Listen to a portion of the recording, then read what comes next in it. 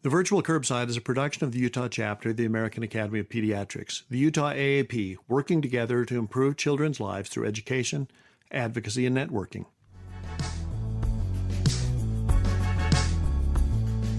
Hi, this is Paul Wirkus from the Utah AAP. Welcome to this week's edition of the Virtual Curbside, where we bring pediatric providers together with subspecialists to get smarter about all things pediatric and better acquainted as a community of caregivers.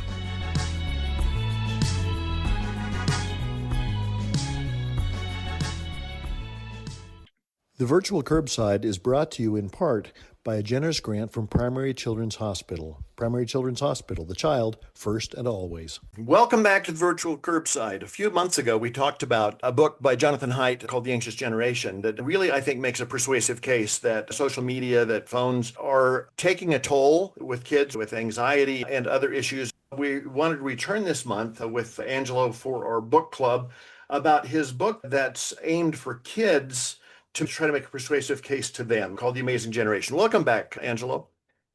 Thanks, Paul. I'm really looking forward to talking to you about The Amazing Generation. I think Jonathan Haidt has really done us a service by producing this kind of related book that goes with The Anxious Generation.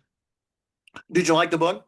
I really did. It's obviously for a different target audience than me, and I'm sure you'll explain that in a minute, but it does weave in this idea that there's a play-based childhood versus a phone-based childhood. And I like how he kind of tells the story in a different way this time. And this notion of the tech wizards and how they're essentially interesting the younger generation to kind of get very connected to their phones, and that there's some rebels among that young generation who might be fighting this idea. Yeah. Do you read a lot of graphic novels? No, I don't. I get confused by them. Right, Does right. it No, go across the page or up and down the page? I just don't know. right. And I always fear I'm not paying enough attention to the pictures. Yeah, right. So I'm not necessarily getting my money's worth. So one of the things we decided to do this month, because the nature of this podcast is we try to get expert opinions, and I think you and I are persuaded by the author, but I wanted to give us a chance to talk to the target audience. So we have a guest on the podcast today. Welcome, Harry Thatcher, fifth grader at Uinta Elementary. Welcome, Harry. Thank you. Now, before we start, do you have any financial conflicts of interest about this material? Wish, but no. All right, we'll see what we can line up for you. Full disclosure, I did give him a Hershey bar. We don't usually pay our guests. So just to start out, Harry, did you think that the book was interesting? Yes, I thought it was very interesting to learn about that. It makes me not want to get a phone until I'm older. So you don't have a phone now, right? No. And your parents have sort of made a case with you that having a phone is something you should wait until later. Do you always agree with that? Yes. You do? Oh, attaboy. Did you think that the book helped you understand a little bit more about maybe what the benefits are of waiting to have a phone?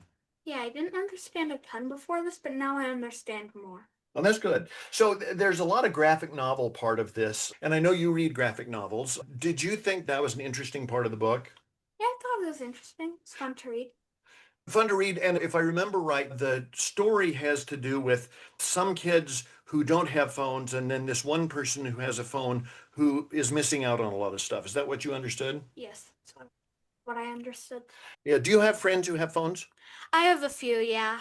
And when you're together, do they use their phones a lot? Not a lot, but a little bit, yes. Do you ever get the sense that they miss out on anything because they have phones? A little bit. Do you think that you miss out on things by not having a phone? Not really. You wear a watch, right? That's Yes. so that your parents can find you and can talk to you. Yes, I have a smartwatch. And how much function does your smartwatch have? What can you do on your smartwatch? All I can really do is set timers, check my steps, and contact people. Okay, all right. And do you use that a lot? Not a lot, but sometimes yes. Okay. When you're with grown-ups who have phones, does it seem like they're on their phones a lot? Not really. Sometimes yes, mostly no. Okay, because you can be honest. Let's be honest. A lot of grown-ups spend a lot of time on their phones. Yes. Yeah, okay. Do you remember any of the things that the book talked about that would make you think maybe I should wait to get a phone? Yeah, it says that it affects teenagers more, and supposed to be one, and that they just absorb you and that kind of thing a lot. So I'm going to try and avoid that so I don't get absorbed and I can talk to my friends more. Gotcha. One of the things that the book, the cases that it makes, is that if you don't have a phone, then you get to make up your own adventures and work on your own sorts of things. Do you think that's true? Yes, definitely. Yeah. What kinds of things do you like to work on? I like to hang out with my friends, sometimes make art, ride my bike, play Foursquare, that kind of thing. Yeah. You and your brother tend to make up a lot of games and stuff and do a lot of imaginative projects. Yeah, we do. Do you think that having time to sort of get bored helps with that? Yeah, it does. Yeah. Let's think of stuff like that. Yeah. Do you ever think that maybe some of your friends are so busy doing other stuff that you wish that they had more time to be bored with you? Uh, yeah, kind of. All right. Angela, do you have any questions for Harry? Yeah, Harry, I was interested in from your perspective. The book does a lot of asking people that are in their 20s to think back when they were a kid and what they wish they had done. And it seemed like most of the people they were talking to used their phone a lot when they were much younger. Did that make sense to you? Like, was that a useful thing to see those little snippets where somebody who's like 21 says, "Oh, I wish I didn't use my phone as much"? Yeah, that makes sense. I understood that. Okay, good, good. That was my question, Paul. Angela, you and I are similar age, and it doesn't come as a surprise. Neither one of us grew up with a smartphone. I think we probably both had rotary phones at some point in our growing up Yes. career. As you're thinking about talking to kids, because I think that both the Anxious Generation and this book try to make a very persuasive case that missing out on childhood is a big deal. Can you think of any things from when you were growing up that you're really glad that you got to do because you weren't distracted with phones and other stuff? Yeah, I've thought about that. And I think when you read Jonathan Haidt stuff, you start reflecting back on your childhood. But I grew up in a small town in Pennsylvania, and there were days where I remember as like an 8 or a 9-year-old where I would just go walking in the town and like go do things. And there was no adult supervising me. My parents told me to come back around a certain time, but I was on my own. And I think that was really helpful. And my sense is that doesn't happen much now. Now, maybe I'm wrong, but kind of having time for me to go visit a friend or go for a walk or kind of go on an adventure on my own seems to me to be something that we don't do now. Do you think that's true, Harry? Definitely. I've not been on my own for stuff like that a lot, and I've noticed my friends haven't a ton either. So maybe it'd be fun to have some adventures. Yeah. So, Angela, one follow-up question on that, because I think that one of the points that they make repeatedly in both books is that creative boredom is a good thing. Is that something that you think adults would benefit from as well? Oh, very much, Paul, because I do think, your brain, and I'm not a neuroscientist, but I think your brain gets used to being hyperstimulated. And they make this point in the book that our brains like color and a lot of action. And I do think when I see this with myself, the phones are sophisticated that you can just occupy your time for hours because you're drawn into it. Whereas I think if you don't have that level of stimulation, then you start to think about how to occupy your brain. And I think that's where you get to do creative things. And I think that's true for both kids and adults. And I think that's a point well taken in the book. I hate that he says creative boredom only because I think if you're trying to get people on your side, promoting boredom is not going to be a winning. Although I think what he's arguing is that finding your own way out of boredom instead of having somebody else beat you over the head with stuff is probably a good thing. Yeah, he's definitely onto something. But I do think we got to get people on the team here. So make it exciting. Okay, good. Yeah, creative excitement that Yes, comes from not being scheduled or manipulated. It's right. not quite as catchy, but you By get my the point. tech wizards. He But so demonizes the tech wizards. Harry, when you were reading it, did it surprise you a little bit that they would talk about some of the people who invent tech and that they have said things that make it sound like they really don't care very much about you? They just want your attention. At first it surprised me, but then I read further on it started making sense. Like, I realized that, yeah, they don't care. They care mostly just to keep you engaged. So, Harry, speaking of neuroscience, you learned more about dopamine than you were expecting to learn, didn't you? Yeah. What did what, dopamine's not for dopes, it's for all of us. So what did you learn? I just want to show off your neuroscience. What did you learn about dopamine? I learned what dopamine triggers there are, like bright colored new things. You can't expect it, and there was one other I can't remember. I think that there's a reward. Oh yeah, rewards. Yeah. So when you look at things like video games and almost everything you look at, are you more likely to say, oh, wait a minute, there are a lot of bright colors, or there are ways that they're keeping me engaged? Yes. Do you feel like everyone in the world is just trying to manipulate you now? I mean, a lot of people. Do you think I'm trying to manipulate you right now? Not really. Not in that way. But I do think that's one of the things that I really like about this book. And I agree, Angela, for you and me, I think it makes a persuasive case. But I wanted to bring Harry in because I think that, for one, it's written in a style that's more appealing, I think, to kids, or is intended to appeal to kids. Did you think that was true, Harry? Yeah. And then the other thing is that I think it makes arguments that feel parental. And one of the things I wanted to know is, so, Harry, are those things that you think you can embrace as a kid and say, oh, wait a minute, I've learned something and I want to do things a little differently? Yeah, I definitely learned something, and yes, I wanted to get a phone before, but now I don't really.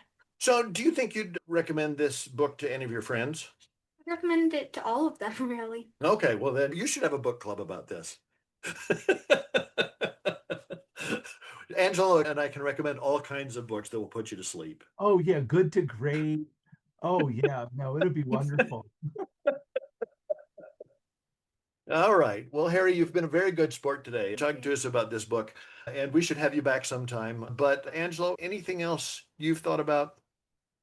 Well, in reading this book, and this really kind of builds off of what Harry was just saying, like he found it interesting and the style was kind of appropriate for him. So I really think that our pediatrician colleagues should take a look at this book and see if it's something that they'd want to recommend to the families that they're taking care of, because you can't give a 10 or 12-year-old the anxious generation. It's a textbook.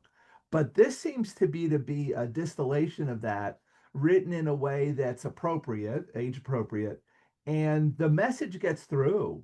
I kind of feel like we got to promote like the rebellion, and the people that we need to rebel need to get convinced like Harry was, because I'm convinced, but I'm not the target audience. I already know that a play-based childhood is better than a phone-based childhood, but we got to get the people that are having a childhood or an adolescence kind of on the team.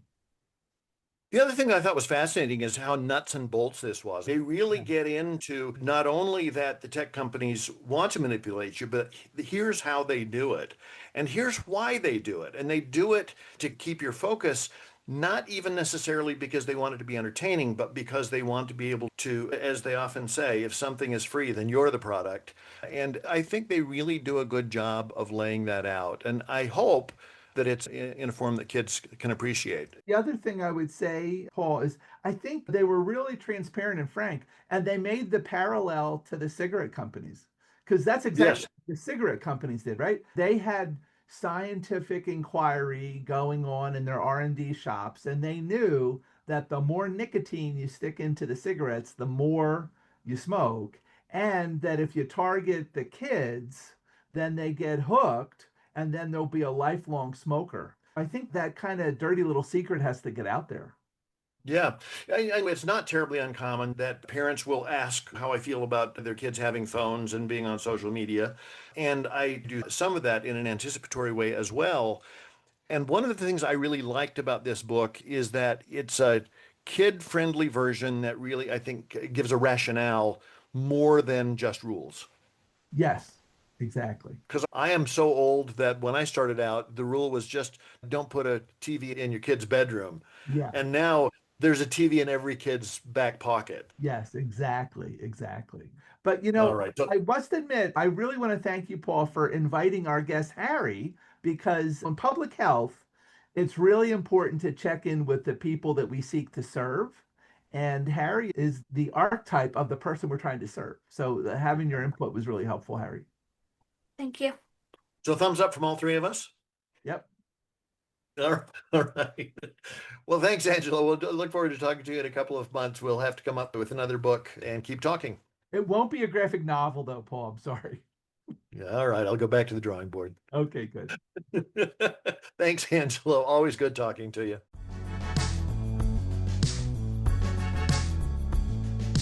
Thanks for joining us. We look forward to getting together again next time. The Virtual Curbside is available on iTunes or wherever you find your other favorite podcasts. Be sure to like us and subscribe. We want you to like us both because we're needy that way and because that will help other listeners like you find us. Check out our website, vcurb.com, for supporting materials, schedules, and other great stuff. The Virtual Curbside is an educational production of the Utah chapter of the American Academy of Pediatrics. The opinions expressed in this podcast, while carefully considered, are ultimately the opinions of the presenters and not necessarily of the American Academy of Pediatrics or our employers. And remember, the content of this podcast shouldn't be seen as a substitute for seeking actual personal medical care. If this is an emergency, hang up and dial 911. Otherwise, schedule a visit with a caring healthcare provider to try to get to the bottom of your concerns. None of this could happen without Elisa Stoddard, our extraordinary executive director of the Utah AAP. Many thanks to Tim Cosgrove for his help on the website and logo design. Thanks to Phil Wirkus, who composed the theme music. See you next time.